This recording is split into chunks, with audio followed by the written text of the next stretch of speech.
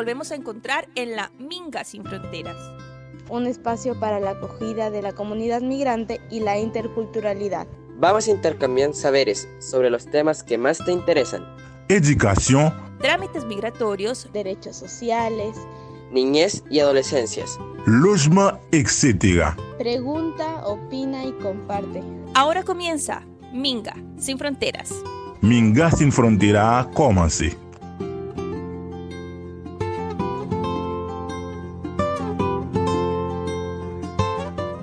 Bienvenidas y bienvenidos al podcast Minga Sin Fronteras, un nuevo capítulo en este septiembre de Memorias y Derechos Humanos.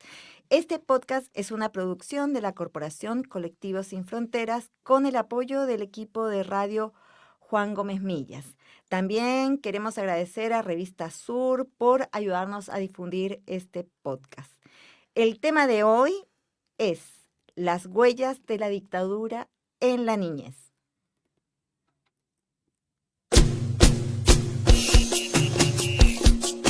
Negra, samba, negra, samba.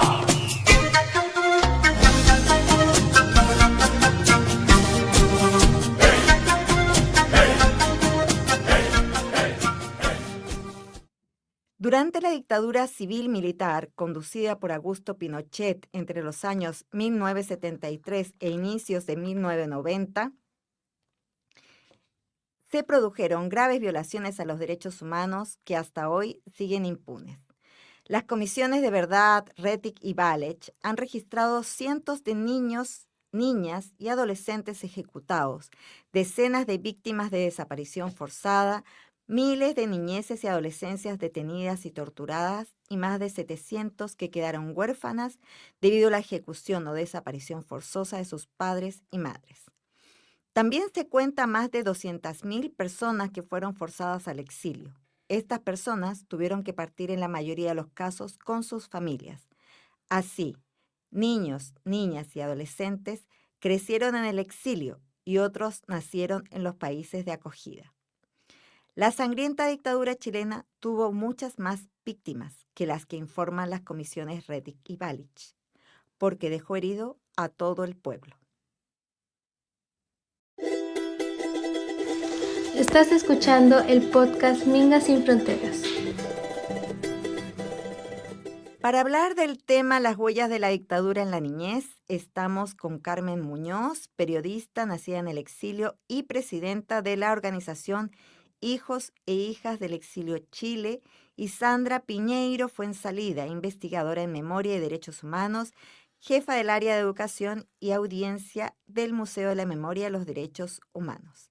En el mes de septiembre, el mes de la Memoria y los Derechos Humanos, y a 52 años del golpe civil y militar en Chile, creemos importante hablar de las secuelas de la dictadura, porque un país que olvida su historia está condenado a repetirla. Bienvenidas, Carmen. Bienvenida, Hola. Sandra. Buenas tardes. ¿Qué tal, Magali? Muchas gracias por la invitación. Uh-huh. Bueno, quiero hacerles una pregunta a ambas, ¿no? ¿Qué huellas dejó la dictadura en los niños, las niñas y adolescentes? ¿Quién quiere empezar? Bueno, son múltiples las huellas. La verdad que no dejan de rondar nuestras cabezas porque ahora estamos grandes, somos adultos, adultas. Nos hemos logrado reconstituir nuestras vidas, en algunos casos con muchas dificultades, otros con algunas menos,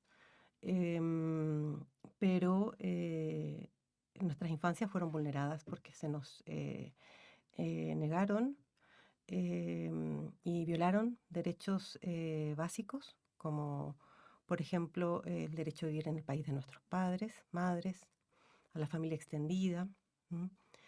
Y eso fue un tremendo golpe cultural, emocional, psicológico, que además por las distintas derechas y también a través de planes estratégicos comandados desde Estados Unidos, se instaló que el exilio fue dorado, ¿m? Fueron vacaciones, tuvimos la oportunidad de conocer otros países, otras culturas, otros continentes, y eso no fue un beneficio ni un privilegio, porque nuestros padres, madres estaban mal. ¿M? Muchos de ellas venían saliendo de la tortura en épocas en que acceder a psicólogos, psicólogas, psiquiatras no era algo relativamente accesible como lo es hoy. Entonces vivimos situaciones muy complejas a muy corta edad, y que algunos logramos sobrellevar mejor, quizás los que tenían más hermanos, porque entre los hermanos nos ayudábamos, pero los casos son absolutamente disímiles. Y somos muchos, debemos ser miles. Si la cifra de exiliados oficial, la oficial, no la que se estima, la oficial son 200.000 padres, madres, imagínense cuántos somos nosotros, nosotras. Y eso, claro, provocó que guardáramos silencio mucho tiempo, porque incluso también desde organizaciones de derechos humanos se nos decía que nosotros no lo habíamos pasado tan mal, porque habíamos estado afuera de Chile. Y eso no fue así. Hubo situaciones de abandono, de soledad, de abuso sexual, porque sufríamos abandono, porque nuestros padres estaban mal y nos dejaban solos, solas, y a veces incluso a cargo de otras personas que no eran de nuestra familia. Así que eso como primer comentario. Sandra. Yo quería abordarlo desde un tema más general y más sistémico, y observando también desde un enfoque de derecho la niñez vulnerada en dictadura. Y considerando hoy, si miramos incluso como sujetos de derecho, y no solo de objeto de protección, sino que como sujetos de derecho, hay un problema en la sobrevivencia, hay un problema en el desarrollo integral, hay un problema en la participación, hay un problema en todos los indicadores que nos dicen cómo mirar la niñez. Y otro elemento que es la pobreza, como un nivel sistémico, y también para aprovechar este espacio para desmitificar, que fue también un periodo de mucho desarrollo. Entonces, por ejemplo, yo estuve buscando hoy día los datos y la cantidad de comedores infantiles con datos de la Vicaría que sostenían proveer de la alimentación, que es un derecho de sobrevivencia además. Iban aumentando cada vez los niveles de cesantía, que están sobre el 19%.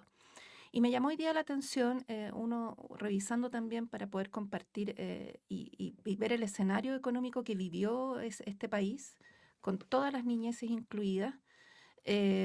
Si nosotros analizamos los indicadores de pobreza con los indicadores de pobreza multifactorial de hoy, nosotros recibimos al país con un 68% de pobreza en el año 90. Con la medida histórica tenemos un 38%, pero como la medimos hoy es un 68%. Entonces ahí se rompe el mito de que estábamos en un país con un desarrollo increíble, y podemos entonces mirar qué pasó con esas niñeces que pierden al proveedor de la familia por desaparición forzada, ejecución política, qué tiene que hacer esa mujer para sostener ese hogar, qué tiene que hacer la familia que tiene que entrar después a estos programas de PENPOG, no sé si los recuerdan algunos, y qué tienen que hacer también esos niños que en silencio, porque también eran mirados culturalmente como objetos de protección y no como sujetos que aportan conocimiento, no se les contaba, no se les explicaba por qué de pronto la familia se rompe, se divide, no solo porque va al exilio, sino porque la ruptura entre las familias por las diferentes posiciones políticas. Entonces viven en un silencio, en una ambigüedad, y esa ambigüedad generando mucha confusión. Yo he podido, en base solo desde la mirada de las entrevistas también que he podido tomar al trabajo de niñez en dictadura, es que la información que se obtiene de la dictadura es por los pares, fundamentalmente. Si bien hay una tradición en la postura política, como que se hereda la mirada política, la información viene de los pares. Y eso tiene que ver también, y lo pongo aquí en el impacto, hoy ese impacto de recibir información solo de los pares, ¿a qué los llevó como sujetos políticos? ¿Y qué sería hoy, por ejemplo? Ahora, desde la mirada más del ámbito de relación más íntima, como nos contaba acá la compañera, el impacto traumático, el problema de los impactos traumáticos que no están unos sobre los otros, aunque tengamos un caso emblemático, ¿cómo se llaman? O un caso de simplemente, imagínate cómo lo digo, de estar mirando una detención. El impacto traumático puede generar exactamente lo mismo. Entonces, dimensionar el trauma de la violencia de Estado que lo que implicó para esos adultos implicó muchas cosas, no solo tener angustia, tristeza, dolor, sino que plantearse cómo sobrevivir sin los adultos protectores que el propio Estado le había arrebatado. Entonces, es muy complejo dimensionar lo que genera la violencia de Estado en el desarrollo de la niñez. Y son huellas, digamos, profundas, digamos, muy, muy profundas. Imborrables. Exactamente. Perduran 52 años después, ¿no? ¿Cómo procesan esas narrativas sobre la dictadura los niños y niñas de hoy, actualmente, ¿no? Los que son niños, niñas hoy. Mira, nosotros justamente este año tenemos un foco sobre las niñeces y adolescencia y desde el área de educación hemos estado tratando de retomar el trabajo con niños más pequeños, estoy pensando incluso en 7, 8 años. Hemos piloteado el año pasado experiencias y este año hemos tenido otra con un curso completo de 10 años. Estoy pensando en un proyecto específico. Y pareciera ser que el problema es más de nosotros, los adultos, porque tratar el tema del exilio, por ejemplo, nos duele. Entonces nos cuesta hablarlo. Nos duele la desaparición forzada. Entonces, ¿cómo le voy a decir? Pero los niños tienen la capacidad de poner nombre y lugar a lo que sucedió. Es decir, pueden afectarse por un tema de formación ética, de decir esto no me parece, pero no traspasar el cuerpo necesariamente. No sé si me explico.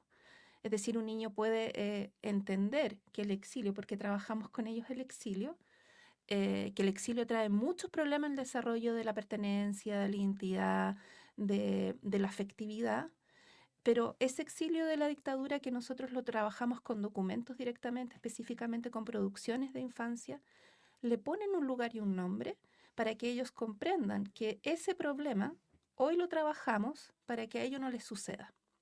Entonces el dolor en sí no se traspasa. Lo que se trabaja ahí es el formato, por así decirlo, o el fin ético de una vulneración de derecho. Son súper concretos en el sentido de que tienen claridad, de que no les gusta, de que no les gustaría vivirlo. Y digo concretos no porque la gente cree que los niños tienen pensamiento concreto y no crítico ni complejo, sino porque no se hacen tanto problema como los que estamos afectados, los que fuimos atravesados incluso corporalmente. Yo quería comentar que nosotros como organización hemos tenido algunas experiencias muy positivas de estar con adolescentes. Estuvimos una vez en un centro cultural en San Antonio con 3 terceros medios donde vimos Villa Olímpica, este documental que relata la situación de exilio argentina y chilena también en un sector, en un barrio en México que se llamaba Villa Olímpica.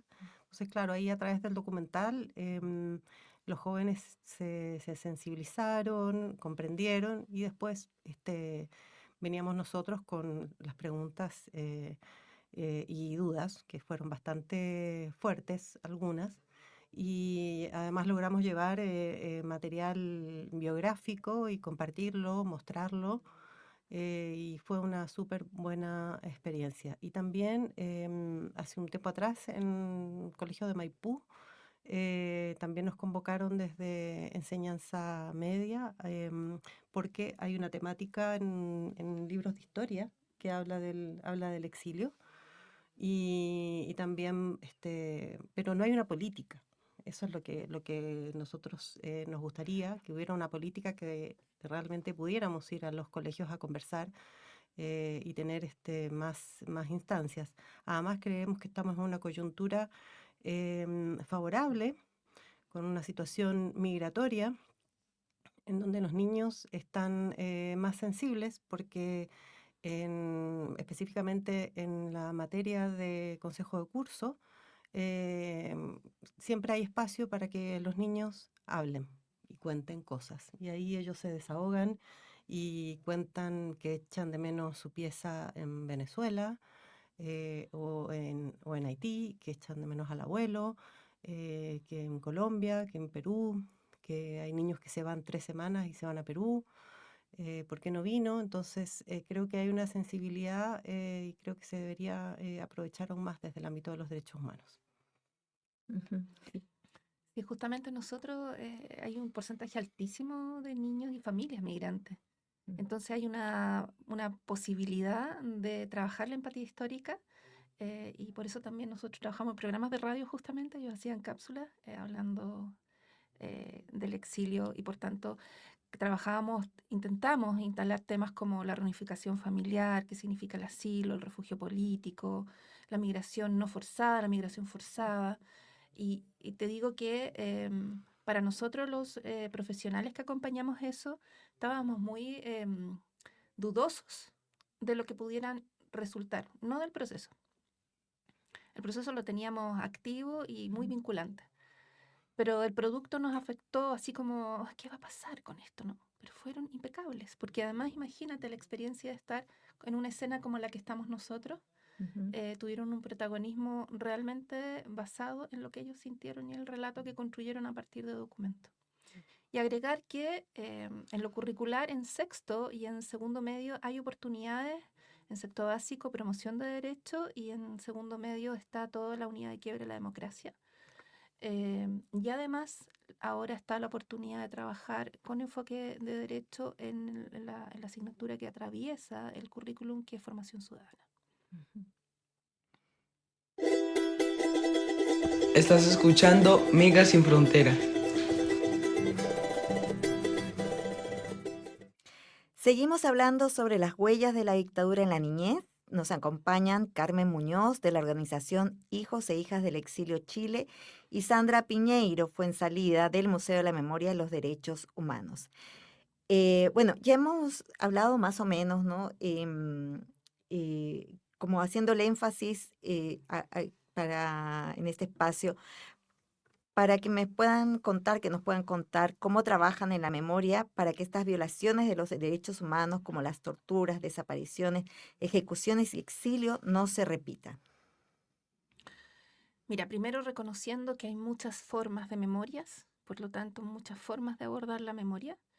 Fundamentalmente, nosotros desde el museo hemos creado un modelo para poder tener, a partir de eso, poder orientar nuestras formas de facilitar, que es construir narrativas a través del uso de los documentos de memoria. Es decir, nosotros no le damos un discurso elaborado a los participantes, sino que les mostramos fuentes en diferentes soportes, audiovisuales, orales, y sí, lo que generamos en estas instancias de proceso, más que la visita mediada, es buscar objetos pistas, que le digo yo. Entonces, si tienen que interiorizarse sobre ciertas historias de vida, por ejemplo, buscamos objetos que puedan ayudarlos a construir la historia de lo que están observando o interpelando. Y ahí los participantes construyen una narrativa que puede ser escrita, oral, una pintura, un mural, una arpillera. Por ejemplo, tuvimos estudiantes del Liceo Barros Borgoño que trabajaron en una arpillera el trayecto de un estudiante de su colegio que fue ejecutado político, desaparecido bastante tiempo, y que ocuparon los uniformes. Entonces, el ocupar sus uniformes en desuso en la arpillera que contaba el trayecto y el destino final de Jorge Muñoz Mella también le da un valor muy importante. Y eso es un proyecto de ellos, que solo nosotros fuimos facilitando. Para que llegaran a esa decisión, la mediadora que estuvo facilitando ese proceso los acercó a los documentos que están exhibidos en el museo o que podemos sacar del archivo del museo. Ujú. ¿Y ustedes, Carmen? Bueno, nosotros somos una organización pequeña, autogestionada.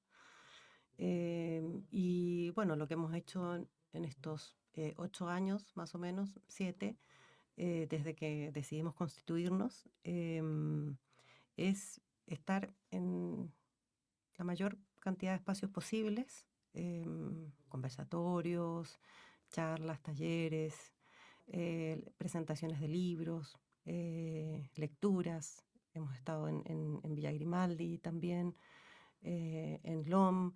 Tenemos una producción también literaria importante, Mi exilio dorado, de Marco Fajardo, Hija del exilio, de Silvia Mellado. Ahora salió otro libro que todavía no llega a Chile, que se llama Sapos de otro pozo, que es Exilio del Cono Sur, donde también hay relatos de personas que tuvieron que salir de Chile. Así que bueno, estamos ahí en los espacios que podemos estar, que los autogestionamos entre todos para visibilizar y contar esta historia, porque para nosotros es muy satisfactorio que la comunidad escuche, porque la comunidad tiene derecho a saber lo que ocurrió en la historia reciente, porque es muy reciente, son 50 años, no es nada de tiempo. Y eso es muy satisfactorio y hasta cierto punto es un poco, lo sentimos como reparador, el ejercicio de hablar, de comunicar y ver la empatía de parte de la comunidad es algo muy hermoso. Así que eso, y bueno, sumado al trabajo que ustedes saben que hemos hecho de arpilleras, de memorias del exilio y del retorno.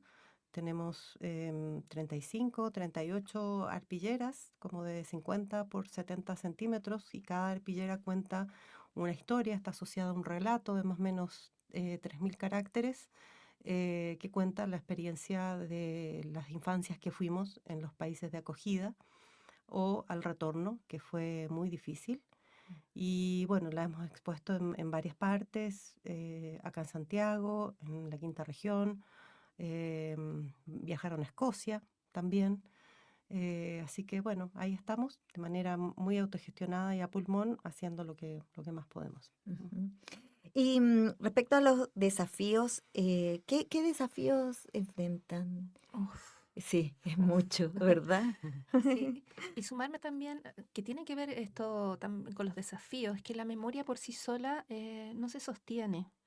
La memoria tiene sentido, no tiene sentido solo para tener una posición social, política sobre las vulneraciones o promociones de derechos, sino que tiene sentido para la verdad, sentido para la reparación, que tú dijiste, para reflexionar sobre las garantías de no repetición.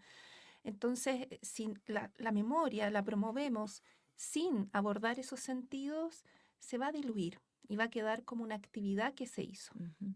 La idea es cómo la memoria nos sigue vinculando en torno a un país con principios éticos determinados para la protección de los derechos de las niñeces y en general. Desafíos hoy tenemos muchos porque están rebrotando los contextos en el mundo del negacionismo, donde no solo se niega las violaciones a los derechos humanos nuevamente, sino que somos agredidos por promoverlo. Entonces, también aparecen los miedos de cómo se percibe el trabajo de la memoria y la promoción de los derechos humanos como si fuera un acto político ideológico, que es político. La promoción de derechos humanos es un acto político. No obstante, los derechos humanos son de todos, es para el bienestar de todos, y esa es la diferencia. Entonces, los desafíos están, por ejemplo, en que tenemos, si queremos llegar a colegios, tenemos un currículum que nos ampara o que nos da oportunidades, nos abre puertas, pero tenemos apoderados, comunidades de apoderados que se niegan. O directores que les sigue dando miedo, o directores que también creen que esto es solamente para ideologizar una postura política. O sea, hay un desconocimiento, hay mucha ignorancia. Nosotros además este año, y con esto termino para no tomarme todo el tiempo, hicimos una consulta con niñeces desde primero básico a cuarto medio para preguntar qué es ser niño a ellos, porque tenemos muchos documentos desde los adultos que lo decimos. Y lo que nos llama la atención como resultados preliminares es que los niños más chiquititos creen que portarse bien, sentarse derecho, ser obediente, los lleva a tener derecho o eso es un derecho. Entonces, el desafío es bajar realmente esos enunciados de los distintos convenios, declaraciones, protocolos y hacerle una bajada para que se entienda que los derechos se viven día a día. Y eso es muy difícil. Sí, así es. Eh, Bueno, nosotros desde la organización y toda la comunidad estamos siendo testigos de un genocidio. Entonces creemos que no podemos hablar de derechos humanos si no denunciamos el genocidio que está ocurriendo en Gaza a infancias, a niños, niñas, todos los días. Y creo que es súper importante luchar, luchar y luchar y organizarse y visibilizar que hablar de derechos humanos está bien.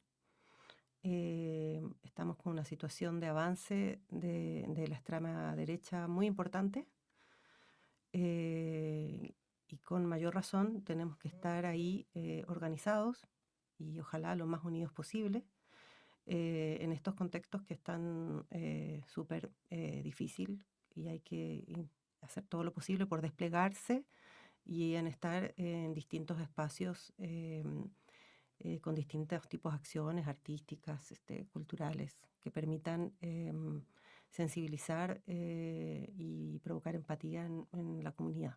Por ejemplo, nosotros tuvimos este año el grato acercamiento de un curso de teatro de primer año de la Católica y hicimos varias reuniones con ellos y hicieron un montaje teatral y han tenido tanto compromiso con nosotros que ahora para el 11 vamos a hacer una actividad con ellos en la Junta de Vecinos Barrio Yungay, donde hemos hecho todos los talleres de arpillera y ellos van a hacer una pequeña presentación porque quieren retribuir. Así que eso, pequeñas, grandes cosas. Estás escuchando el podcast Minga Sin Fronteras. Estamos hablando sobre las huellas de la dictadura en la niñez con Carmen Muñoz de la organización Hijos e Hijas del Exilio Chile y Sandra Piñeiro, Fuensalida del Museo de la Memoria y los Derechos Humanos. ¿Qué mensaje podemos dar a los niños y las niñas para que tengan la seguridad que estos hechos no se van a repetir?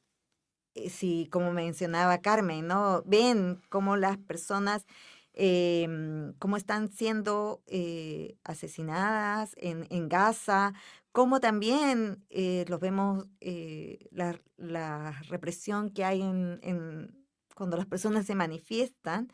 Entonces, ¿cuál sería ese mensaje, no? O sea, que no quede... Que los derechos humanos se defienden, se conquistan, porque si no tenemos la claridad de que podemos retroceder, vamos a retroceder como está sucediendo. Que defender y conquistar significa estar conscientes de cultivar esos principios que nos dicen por qué los vamos a defender, de mirar después con ojos críticos para saber si se están cumpliendo, garantizando, y luego para tener justamente una posición de qué puedo hacer yo desde el lugar en el que estoy. Con un pequeño gesto incluso, con una frase, con una denuncia, con una organización, con una obra, que cada uno ocupe su lugar social y cultural, pero con ojos críticos. Lamentablemente, no podemos garantizar que esto nunca más va a suceder y por eso estamos acá. Lo que le podemos garantizar es que si nos ponemos de acuerdo, es que si dialogamos, es que si pensamos, podemos seguir defendiendo y conquistando. Sí, concuerdo, Sandra, con lo que dices. Hay que defender, los derechos humanos, hay que denunciar las violaciones a los derechos humanos, el racismo. Hay que luchar y visibilizar lo que está sucediendo acá, en el Cono Sur, en los países vecinos. Y creo que también haciendo eso desde la organización social, desde la comunidad y desde las instituciones que trabajan la temática de derechos humanos, haciendo eso creo que podemos sembrar una semilla de esperanza. Cuando uno logra crear conciencia, empatía en los jóvenes, es una pequeña semilla que tiene posibilidades de activarse y de compartir y de replicar. Así que estoy de acuerdo con eso. Y demostrar, por ejemplo, a las niñas, a las niñas, que el voto femenino fue una conquista y que no hemos retrocedido en eso. Entonces, que también es posible sostener.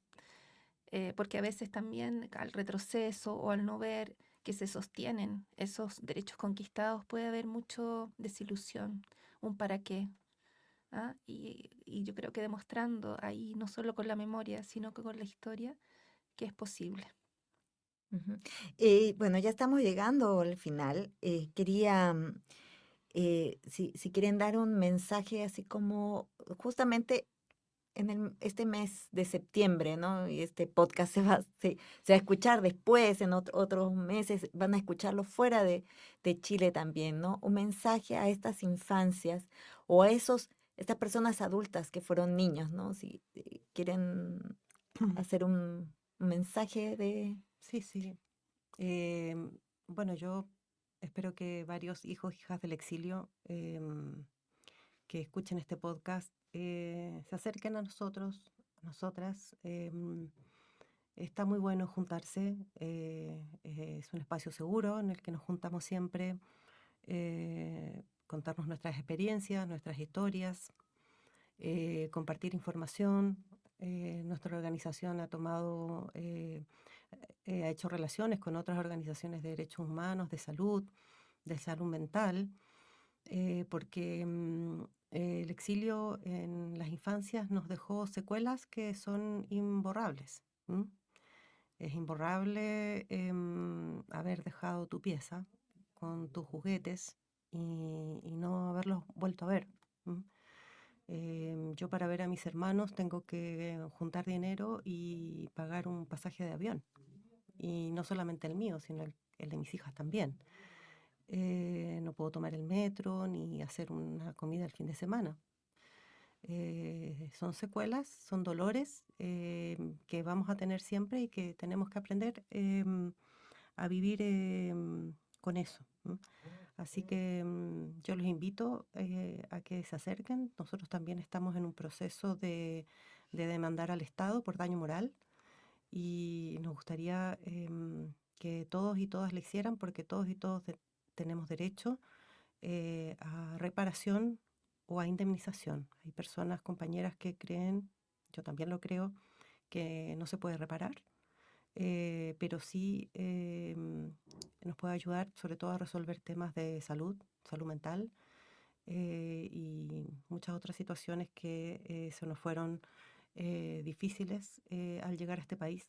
Yo entiendo que la vida puede ser muy difícil para todos, para todas, la inserción laboral, pero en el caso nuestro fue difícil por una política represiva de Estado. Llegamos a un país sin redes, sin familias y con múltiples dificultades culturales, sociales, que hicieron aún más difícil la inserción en el país del cual no debimos haber salido nunca. Sí, yo quisiera, soy un poco ordenada, dividirlo como en dos partes, un aspecto más personal, sobre todo pensando en aquellas personas que confiaron y me entregaron más de 100 testimonios y que irradian a una infancia vulnerada en dictadura. Quizás mi mensaje a persistir, a resistir también y a mirar este presente, interpelar este presente en función de lo que vivimos para que las nuevas infancias no lo vivan o lo lleven de otra manera, con mayor compañía. porque los tenemos que mirar ahora como sujetos de derecho y no como objetos de protección. Mando cariños también. Y desde lo institucional también convocarlos a acercarse al museo. Desde todas las áreas hay un espacio, por ejemplo, desde colecciones a donar. Ahí se juntan colecciones y archivos que no solo después terminan en posibles exposiciones, sino que hay un espacio para los investigadores, para los estudiantes. Desde el área de extensión, una programación gratuita permanentemente. Desde el área museografía, para generar proyectos en conjunto. Desde el área de educación, para vivir experiencias de diálogo, procesos de diálogos vinculantes. En fin, el museo sigue siendo un lugar también de confianza donde en las mediaciones hay gente que se ha atrevido a decir lo que nunca antes se había dicho en la familia. Y así que convocarlos a ocupar un espacio que es de todos, todas y todes.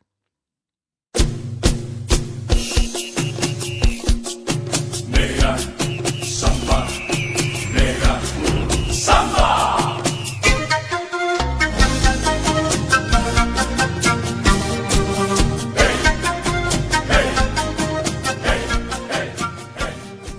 Hemos llegado al final de este capítulo del podcast Minga Sin Fronteras. Hoy hablamos sobre las huellas de la dictadura en la niñez y agradecemos a nuestras invitadas Carmen Muñoz, periodista nacida en el exilio y presidenta de la organización Hijos e Hijas del Exilio Chile. Gracias, Carmen, por haber estado acá. Gracias, Magali, a ti. Ujú. También agradecemos a Sandra Piñeiro Fuensalida, investigadora en Memoria y Derechos Humanos, jefa del área de Educación y Audiencia del Museo de la Memoria y los Derechos Humanos. Gracias, Muchas Sandra. gracias. Ujú. Bueno, agradecemos a Radio Juan Gómez Millas por facilitar esta transmisión. Y les recordamos que el podcast Minga Sin Fronteras se puede escuchar en las diferentes retransmisiones de la radio y en Spotify, y también nos pueden ver en YouTube, Facebook, Instagram y TikTok del colectivo Sin Fronteras. Nos escuchamos en un nuevo capítulo del podcast Minga Sin Fronteras.